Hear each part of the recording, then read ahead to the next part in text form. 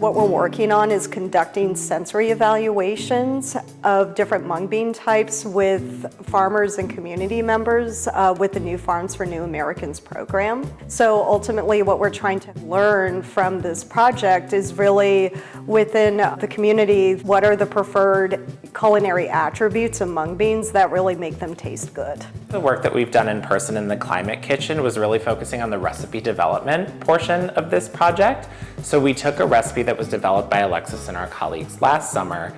and we sort of refined it, pared it down, garnered feedback from our community partners at New Farms for New Americans, and really just developed that recipe so that we could then conduct our sensory evaluations with them.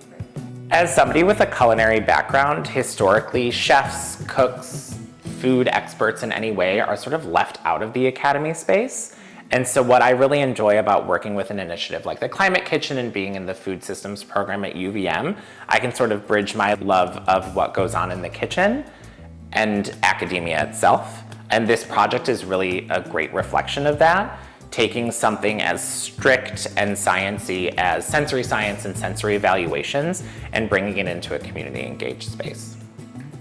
It's really gratifying to get the opportunity to work with a community and really reflect upon our position in a university research setting of how we can better approach our research methods in ways that resonate with community members that aren't in an academic research setting. So something that's really excited me about this project and kind of like a guiding concept that keeps going through my head, as we're working through the project is how do we make academic research not feel like research?